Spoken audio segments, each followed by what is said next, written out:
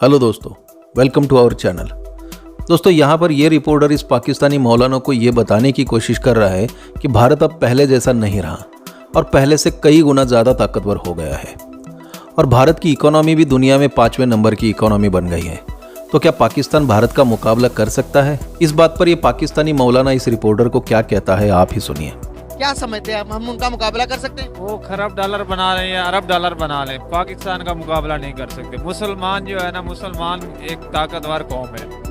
वो हिंदुस्तान से मुसलमान डर ही नहीं सकता। हिंदू कमजोर है, मुसलमान इंशाअल्लाह ताकतवर है हमेशा और कयामत तक रहे। उसकी ये बात सुनकर ये रिपोर्टर हैरान है और वो आगे पूछता है कि पाकिस्तान के पास ऐसी कौन सी ताकत है।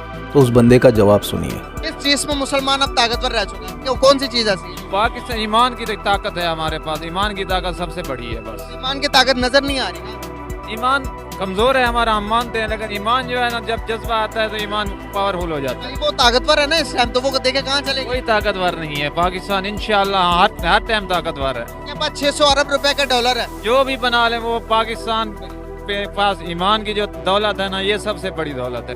आगे ये रिपोर्टर उस बंदे को बोलता है कि हिंदुस्तान आईटी में, टेक्नोलॉजी में, इकोनॉमी में पाकिस्तान से बहुत आगे है। तो वो बंदा कहता है कि आप इंडिया की दौलत पे ना जाए, उनसे कहे कि हमसे वो लड़के दिखाए, हमसे वॉर करके दिखाए, फिर पता चलेगा कि वो जीतते हैं कि हम जीतते हैं। आगे वो क्या क्या कहता है, आप ही सुनिए। आईटी में ले लें, फॉरेन रिजर्व उनके देखें। आप किसी भी दुनिया किसी भी फील्ड में देखेंगे, दुनिया को वो लीड कर रही है। आप सिर्फ दौलत पे ना जाए ना, आप दौलत पे ना जाए, उनको कहे हमसे लड़के दिखाएंगे, वो जीतते हैं हम जीतते हैं। अच्छा, आप हिंदुस्तान से लड़ेंगे? इंशाल्लाह हम लड़ेंगे। अगर वो आएंगे तो हम लड़ेंगे। टेक्नोलॉजिकल तौर पर पता वो कहाँ चले गए? आजकल तो एटम बम की तो जंग ही नहीं रही, तरवालों की तो जंग ही नहीं है। मौलवी साहब, हमारे माइंडसेट अभी भी बहुत पुराने हैं। अभी बायोलॉजिकल वॉर है। आप बात सुने, आपके पास अगर आपकी इकोनॉमी स्ट्रॉन्ग है, आप जंग जीत गए। आपकी इकोनॉमी स्ट्रॉन्ग है। इकोनॉमी से कुछ नहीं होता।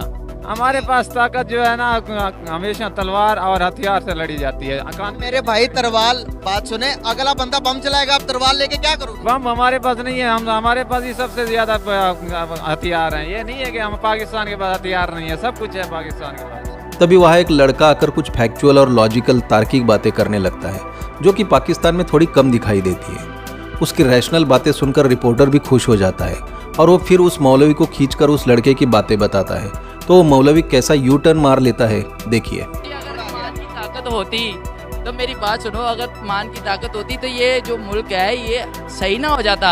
बिल्कुल, हम अगर दोस्ती का हाथ बढ़ाएंगे तो वो बेहतर है, क्योंकि हम आगे सीढ़ी भी सीढ़ी आगे चढ़ेंगे, कदम कदम आगे चलेंगे।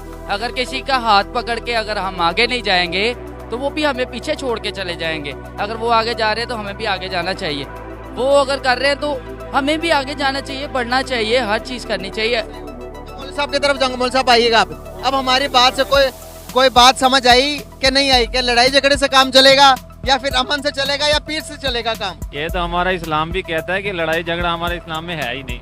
हमारा इस्लाम कहता है भाईचारा करो। क्या जंग लड़कर इन सबको रोटी दे सकते हैं? जंग लड़कर तो पहले जो मुल्क जंग लड़ चुके हैं वो आपके सामने है। वो हमेशा नीचे ही गए हैं। जो जंग लड़ते हैं वो हमेशा नीचे ही जाते हैं। तो दोस्तों, ये था आज का वीडियो। इस बात पर आपकी क्या राय है, आप हमें कमेंट कीजिए। हमारे इस वीडियो को लाइक कीजिए और चैनल को सब्सक्राइब जरूर कीजिए।